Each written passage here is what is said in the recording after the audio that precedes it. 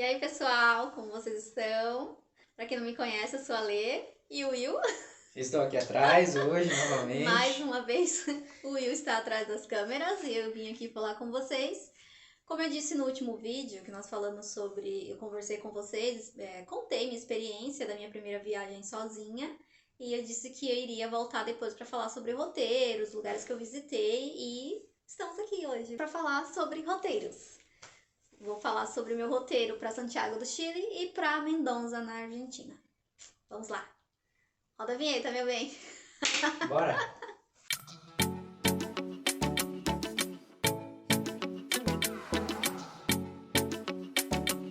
Como eu comentei no outro vídeo, eu fiz uma viagem para fora do Brasil sozinha, né? Para quem não assistiu e chegou aqui agora, caiu de paraquedas no nosso canal, se inscrevam, deixem o seu curtir, compartilhe se vocês gostaram com seus amigos e façam um comentário, falem o que vocês acharam do vídeo pra gente saber também e pro YouTube saber que vocês gostam dos nossos vídeos. Claro, ativem o sininho para vocês receberem a notificação assim que a gente postar. Lembrando que é uma sugestão, vocês não precisam fazer o mesmo roteiro que eu. Eu vou explicar para vocês o roteiro que eu fiz, que foi um roteiro bem interessante, foi econômico para mim na época, e eu consegui fazer bastante coisa por conta também. Então, o primeiro dia, como eu estava bastante cansada, cheguei de madrugada, eu tirei para descansar e para me acostumar um pouco mais ao clima do local. E no segundo dia, como eu não tinha marcado passeio para o segundo dia que eu estava lá, eu fiz um passeio, um city tour por Santiago. É um city tour que sai da Praça das Armas. Hoje em dia eu não sei se ainda sai de lá. É um city tour com um guia que você paga quanto você acha que ele merece ou quanto você tem disponível. Na época eu paguei o que eu tinha, né? Que eu sabia que não ia fazer falta. E foi bem interessante, porque esse guia, ele falava só espanhol, mas ele nos levou em vários pontos turísticos de Santiago que às vezes a gente não sabe a história do local, às vezes a gente não sabe como chegar. Então ele começou na Praça das Armas e deu uma volta com a gente em Santiago, passou por alguns cerros, alguns lugares bem interessantes. Eu vou deixar a fotinho para vocês dos lugares que a gente foi, mas nós passamos pelo teatro, nós passamos pelo teatro La Recoleta, se não me engano é esse nome, eu vou corrigir e colocar aqui para vocês. Passamos pelas praças mais importantes de Santiago, pela Igreja Matriz, passamos também, subimos para a casa do poeta, que é o poeta chileno, do Pablo Neruda, pelas duas casas, aliás, que tem em Santiago. Passamos também pelo Cerro Santa Lucia, né? Passamos por fora, nesse tour ele não entrou, não subiu o cerro com a gente, porque ia demorar mais. E pelos principais pontos turísticos, pela Rua Y, né? Que é uma rua em forma de Y que tem lá em Santiago, que é como se fosse um centro econômico mesmo, né? Santiago é como se fosse São Paulo, digamos assim, comparando. E por diversos outros locais turísticos também na capital. E foi bom, gostei bastante desse passeio. Então, se vocês forem para Santiago e forem para a Praça das Armas e ainda sair de lá o tour, façam, não, vocês não vão se arrepender. Paguem um valor pro guia, porque o cara tá lá fazendo o trabalho deles, é bem interessante. Então, guia de turismo, gente, a gente tem que valorizar bastante, dentro e fora do Brasil. Não é só porque o Will é guia, não, é porque realmente é uma profissão que eu tenho bastante orgulho e se eu puder ajudar, eu sempre estou auxiliando esses profissionais. O turismo precisa ser fomentado, né? E o segundo dia foi como eu comentei com vocês no vídeo anterior, eu contratei alguns passeios por uma agência que fica lá em Santiago, que é uma agência que era especializada em passeios para brasileiros. Na época, eu contratei aqui do Brasil dois passeios, que foi esse, que eu vou falar agora, e um segundo que eu fiz, acho que um ou foi 2 dias depois. E aí eu contratei esse passeio, que é o passeio pro Vale Nevado. Vale Nevado, para quem não conhece, é um resort, é uma estação de esqui, a mais famosa da América Latina. Depois das estações de esqui que ficam nos Estados Unidos, no Canadá e na Europa, o Vale Nevado é o mais famoso, é super conhecido. Então quem vai para Santiago geralmente faz esse passeio pro Vale Nevado. Ele como eu comentei, uma estação de esqui, fica a mais de 3.000 metros de altitude acima do nível do mar. E na época certa ele vai estar coberto de neve. Nós fomos um pouquinho fora de época, ainda não era época de neve, mas estava coberto de neve. Então, assim, fiquei muito feliz, dei bastante sorte. E como eu comentei, e vou repetir para vocês, foi a primeira vez que eu vi a neve na minha vida, foi uma experiência única, emocionante, né? A gente aqui no Brasil, aqui não neva, pelo menos aqui no São Paulo não. E para chegar até o Vale Nevado, a gente pega uma estrada bem sinuosa, cheia de curvas, mas vale muito a pena. E é interessante ir com a roupa adequada. O passeio que eu contratei, nós contratamos as pessoas que estavam no meu grupo, incluía a opção de ir até uma loja de vestimentas e locar a roupa. O valor não era alto, era bem em conta. Até hoje em dia, creio eu que também esteja com preço bacana. Mas eu já tinha aqui do Brasil, eu tinha comprado tudo porque eu tô sempre viajando, então eu preferi já comprar.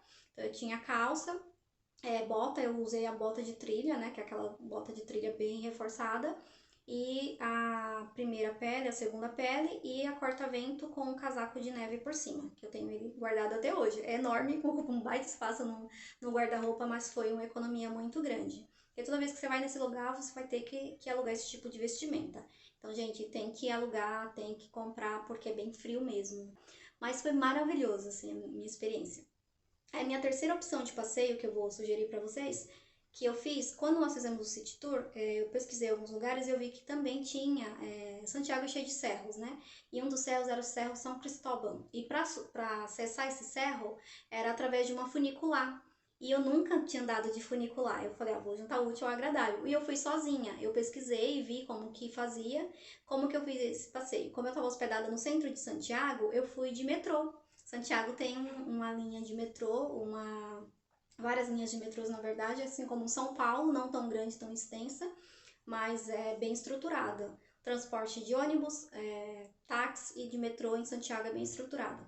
Então eu peguei o metrô, né, eu vou colocar para vocês depois a linha que eu peguei do centro de Santiago até próximo do Cerro São Cristóvão, e de lá eu segui umas 2 ou 3 ruas andando e já estava na frente do cerro. É uma construção que lembra um castelinho construído de pedras, e esse é o terceiro maior cerro de Santiago. Ele fica a 300 metros acima da altura de Santiago, que se não me engano já está a 800 metros de altura acima do nível do mar. Então esse cerro, quando você sobe ele na funicular, primeiro é com a experiência ímpar. O que é uma funicular? É um veículo, né, como se fosse um veículo de transporte, que é puxado por cabos de aço. Para quem tem curiosidade, nós já fomos em Paranapiacaba e lá também existia uma funicular que descia de Paranapiacaba até o litoral de São Paulo, na região de Cubatão e de Santos. No topo desse cerro tem uma praça. Tem uma imagem também de uma santa, que eu vou colocar aqui para vocês o nome, que agora não me recordo.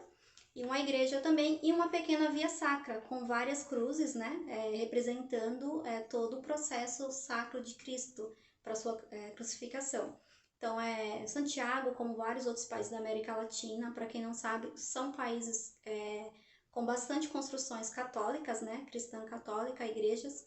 E para quem gosta de visitar a igreja sem pagar nada, é muito interessante. As igrejas de lá não cobram para ser visitadas. Eu não parei, né, gente? Todos os dias eu ia fazer alguma coisa, porque tem bastante coisa para ver. Algumas cidades, alguns locais turísticos são dentro de Santiago mesmo, pertinho nas localidades, como o Vale Nevado. Outros você precisa ir para uma outra cidade.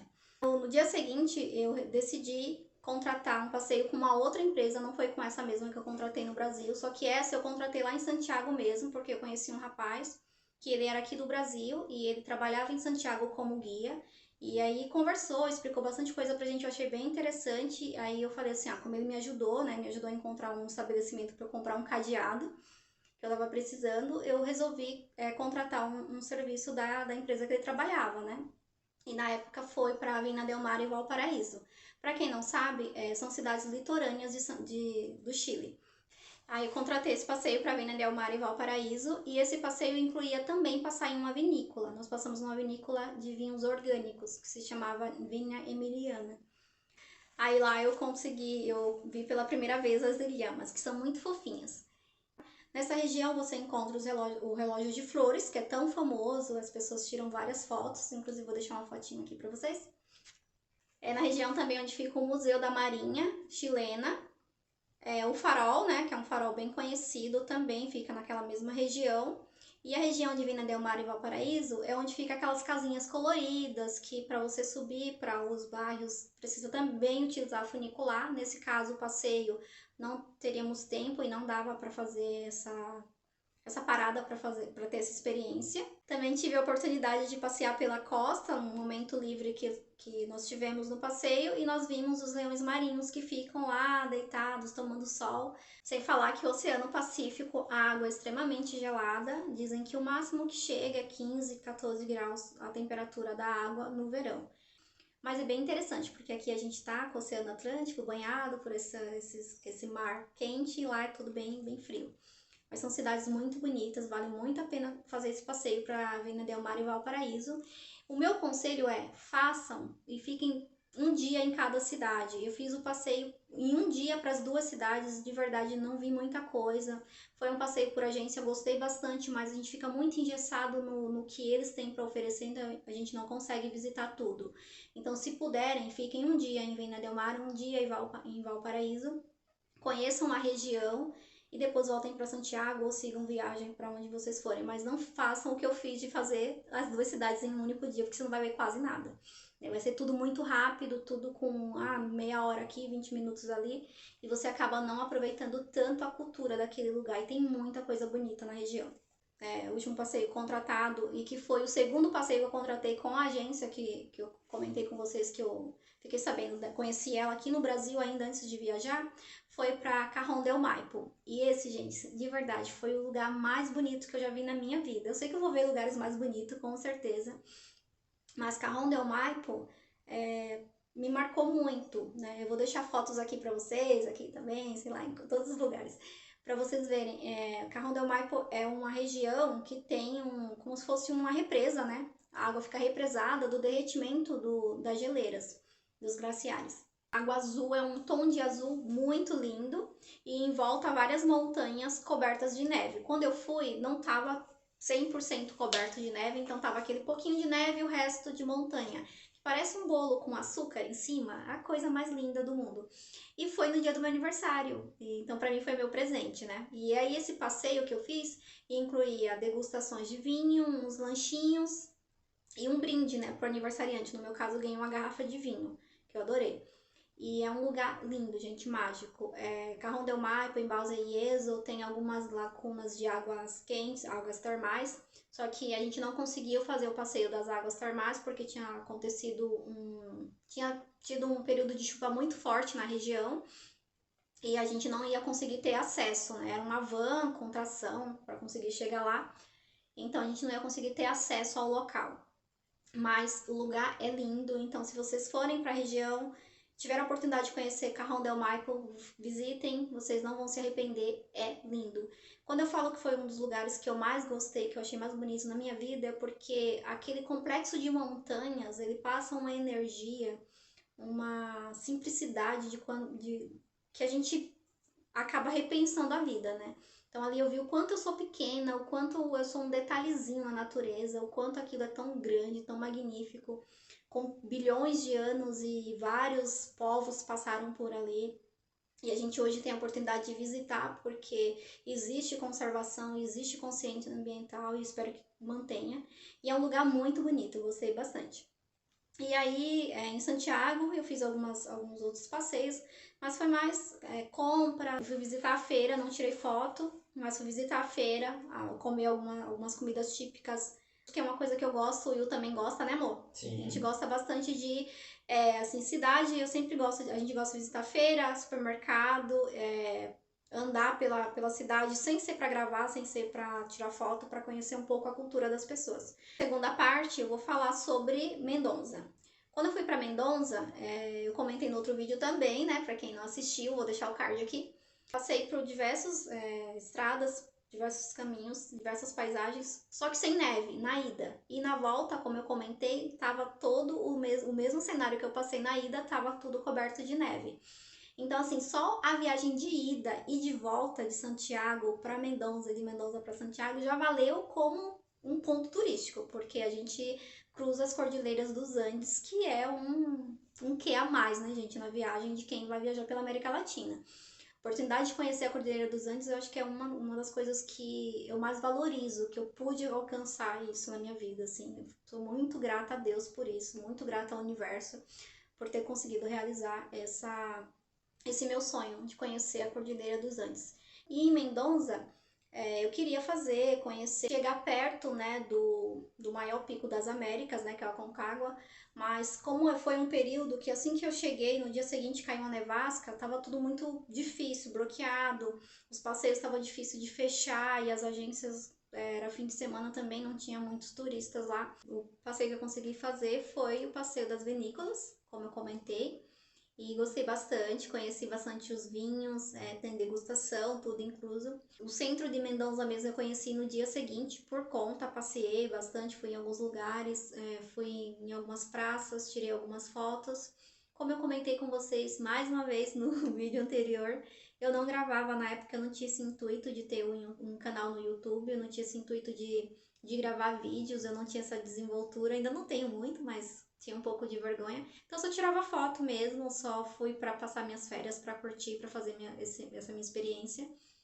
Mas o que eu vou fazer para vocês é mostrar o valor que eu paguei na época, que foi em 2016, e vou pesquisar e colocar para vocês o valor que está agora em 2022, do que eu consegui. O que eu não consegui, infelizmente, eu vou ficar devendo.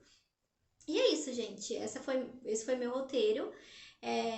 Eu fiquei mais tempo, eu fiquei praticamente 17 dias entre os dois países, mas contando com a quantidade de passeios que eu fiz, eu creio que 5 dias em Santiago e 3 dias em Mendonça dê para fazer bastante coisas para quem não tem tantos dias para ficar, para quem não está no mochilão, para quem não está no período sabático, para quem não está viajando e tem férias de 15 dias, de 10 dias ou até menos dias. Creio que 5 dias em Santiago, sem contar o dia de ir e o dia de voltar no voo ou na forma que você for. E 3, 4 dias em Mendonça, se você cruzar os Andes de carro ou de ônibus, creio que dê para conhecer algumas coisas. Mas assim, o ideal seria no mínimo 10 dias para conhecer esses dois países. E é isso, espero que vocês gostem, que vocês tenham curtido. E se vocês tiverem dúvidas e quiser fazer um roteiro parecido com esse, fiquem à vontade. É para isso que a gente está aqui, para passar dicas para vocês, para gravar vídeos de lugares. E o próximo vídeo, com fé em Deus, a gente vai estar gravando em algum outro lugar, porque deu uma amenizada nas chuvas aqui em São Paulo. Espero que a primavera venha e segure um pouco mais esse período de chuva e a gente consiga viajar e mostrar mais lugares para vocês. Gratidão, até a próxima. Tchau! Tchau, tchau.